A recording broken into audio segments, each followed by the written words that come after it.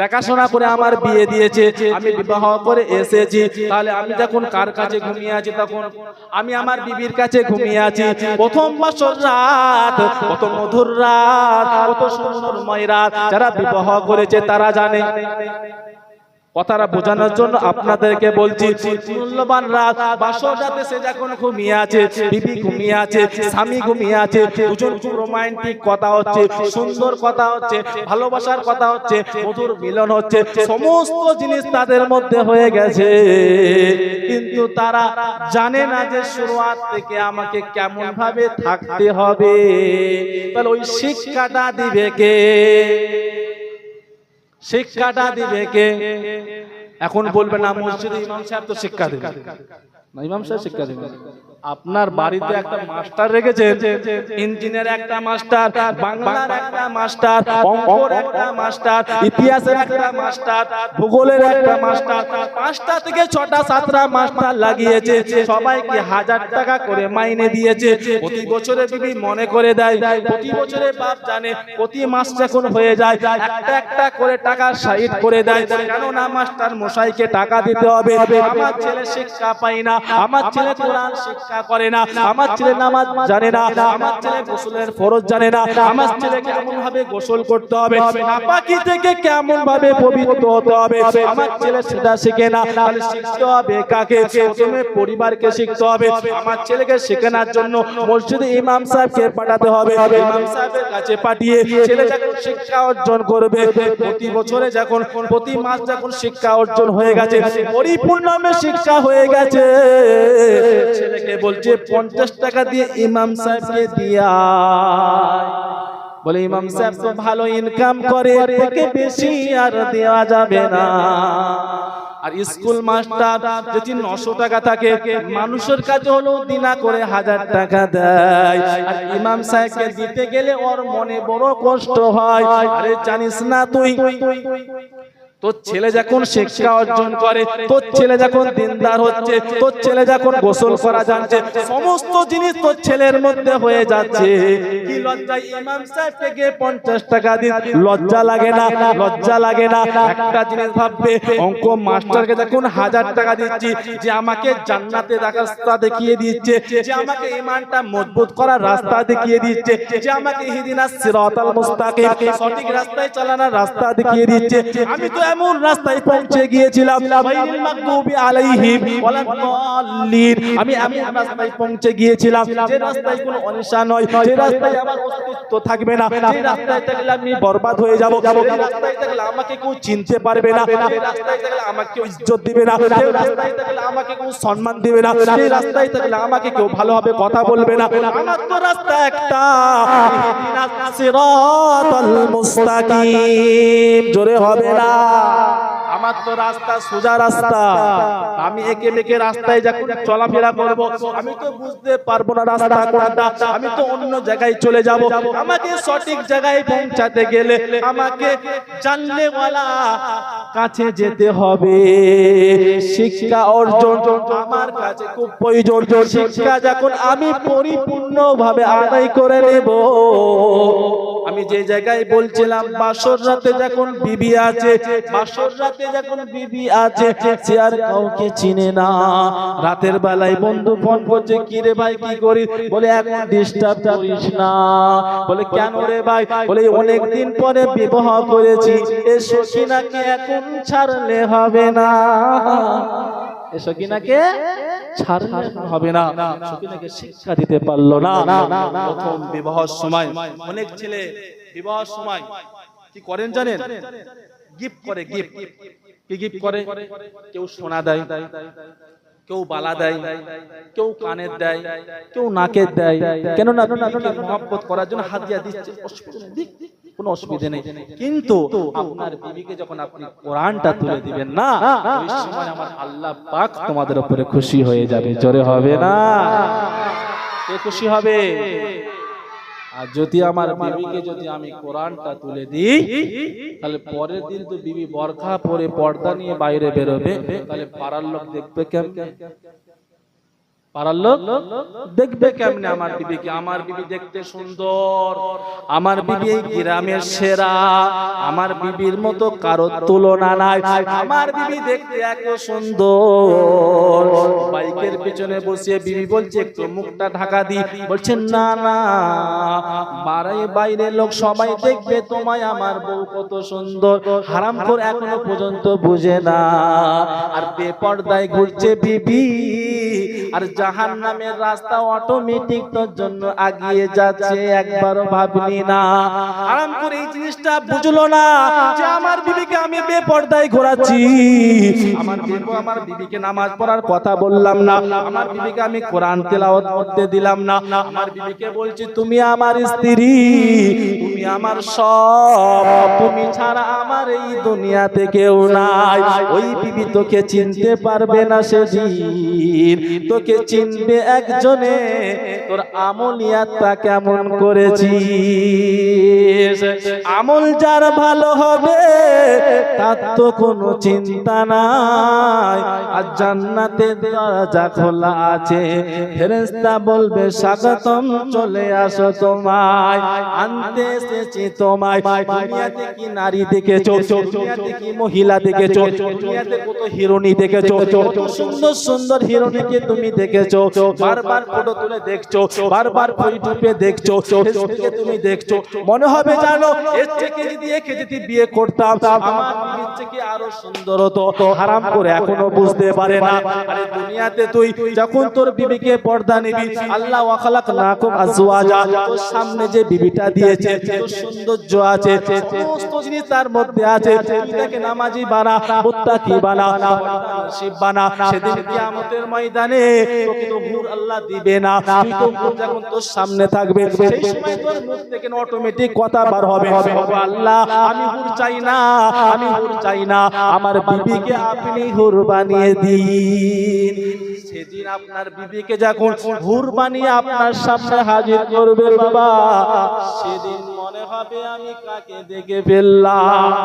দুনিয়াতে যদি আমি এমন ভাবে তোকে দেখতাম আর সারাদিন জড়িয়ে থাকতাম, আর মনে হয় যেন তোকে ছাড়তে ভালো লাগবে না, এই জিনিসটা তখন মনে হবে।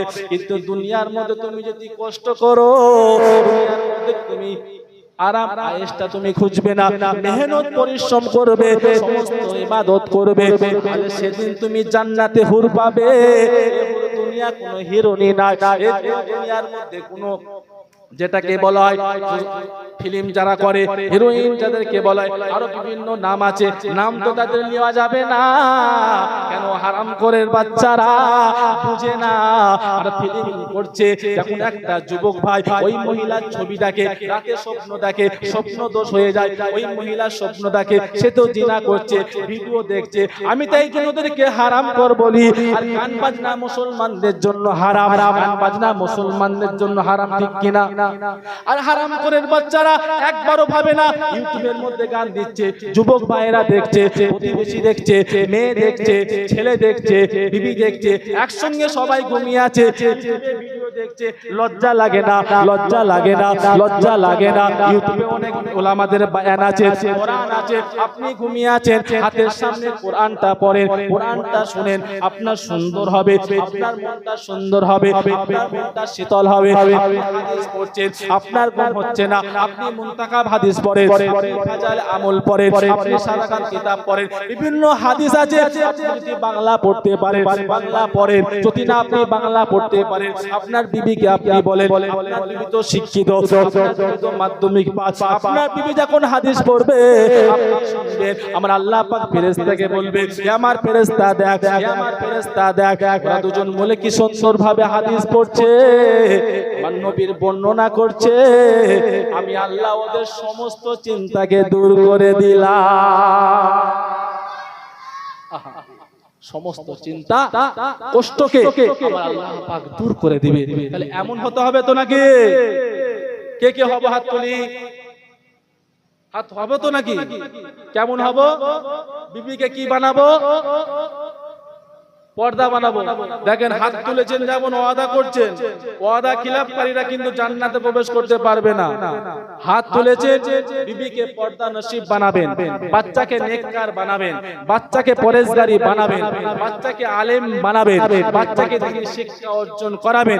অনেক বয়স্ক মানুষ হাত নামিয়ে দেন, অনেক বয়স্ক মানুষ, অনেক যুবক ভাই অনেকটা বয়স হয়ে গেছে, শিক্ষা অর্জন করতে পারছে না, কোনো আলেমের কাছে গেলে লজ্জা করছে, লজ্জায় শিখতে পারছে না। রাস্তা আছে, রাস্তা আছে, ইন্নাদ দীনা ইনদাল্লাহিল ইসলাম।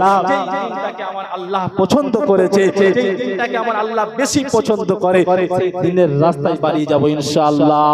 কে কে বার হবো বলি? বার হবেন তো?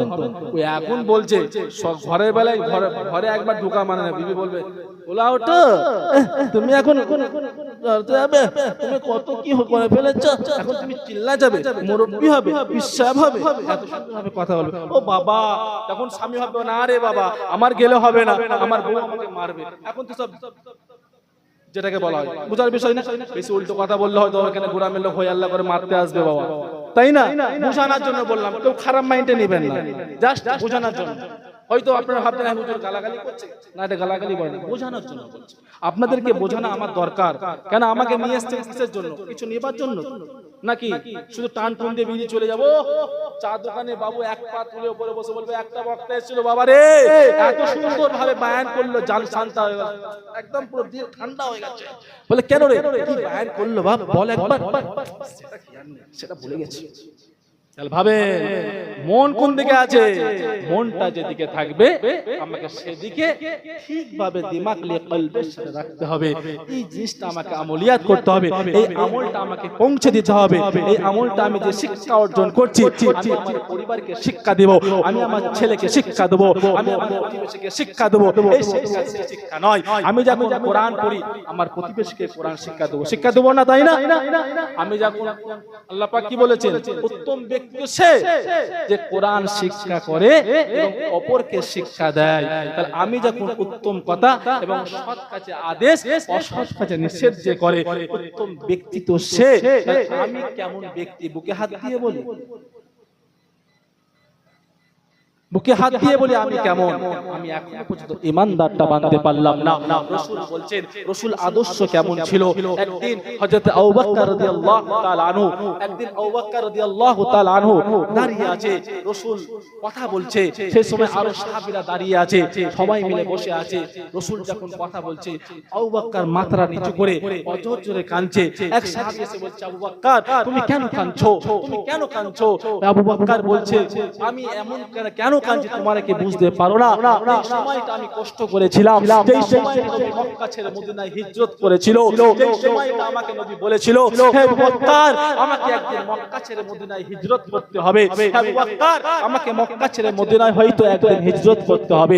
আমি সেই দিন থেকে বসেছিলাম, যেই সময়টা নবীকে আল্লাহ পাক ফেরেশতা দ্বারা জিবরিলকে জানিয়ে দিলেন। আল্লাহ পাকের কাছে আল্লাহ পাক যখন জিবরিলকে বললেন, সঙ্গে সঙ্গে জিবরিল হাজির। আসসালামু আলাইকুম ইয়া রাসূলুল্লাহ, ইয়া হাবিবাল্লাহ, হুজুর আপনাকে একটা কথা বলতে এসেছি। কি ব্যাপার জিবরিল, কি কথা বলতে এসেছো? জিবরিল আলাইহিস সালাম সেই সময় বলেছিল, আপনাকে এখন মক্কা ছেড়ে মদিনায় চলে যেতে হবে। অজর জোরে কাঁদছে, নিজের মরুভূমি ছেড়ে মদিনায় যাবে, কত কষ্ট হয়। নিজের দেশ ছেড়ে যখন অন্য দেশে চলে যায় কত কষ্ট হয়, এই দেশে আর আসতে পারবে না এমন অনুভব মনে হচ্ছে। সেই সময় বললেন, যখন আল্লাহ ফয়সালা হয়ে গেছে আমাকে তো চলে যেতে হবে, আমাকে চলে যেতে হবে। সেই সময় আবু বকরকে ডাক দিলেন, আবু বকরকে ডেকে আনতে বললেন। আবু বকর দরজার সামনে যখন ডাকছে, আসসালামু আলাইকুম, আবু বকর সঙ্গে সঙ্গে যখন আবু বকর যখন ডাকছে, সঙ্গে সঙ্গে হাতে ব্যাগ নিয়ে পুটলি নিয়ে দাঁড়িয়ে আছে। তখন সাহাবী বলছে, কি ব্যাপার আবু বকর তুমি কেন দাঁড়িয়ে আছো, কোথাও যাবে নাকি? বলছে, না না, যেদিন নবী আমাকে বলেছিল মক্কা ছেড়ে মদিনায় যেতে হবে, সেদিন থেকে আমি অপেক্ষায় বসে আছি। নবী যেদিন আমাকে ডাকবে আমি এক সেকেন্ড এক মিনিট দেরি করব না, অটোমেটিক আমি নবীর সাথে চলে যাব। জোরে বলো, সেই নবী তো বলেছিল নবীতেও বলেছিল আমার যে জিনিসটা আমি কাজ করি, যে পিছনে আমি মেহনত করেছি, পরিশ্রম করেছি, তুমি সেই মেহনত পরিশ্রম করো। কেননা নবী যখন ইসলাম প্রচার করার জন্য তায়েফের বুকে গিয়েছিলেন, ইসলাম প্রচার করার জন্য তায়েফের বুকে গিয়েছিলেন, নবীকে সবাই আমানতদার ভাবতো, মহব্বত করতো, ভালোবাসতো। নবী যুবক থেকে না একটা সংগঠন তৈরি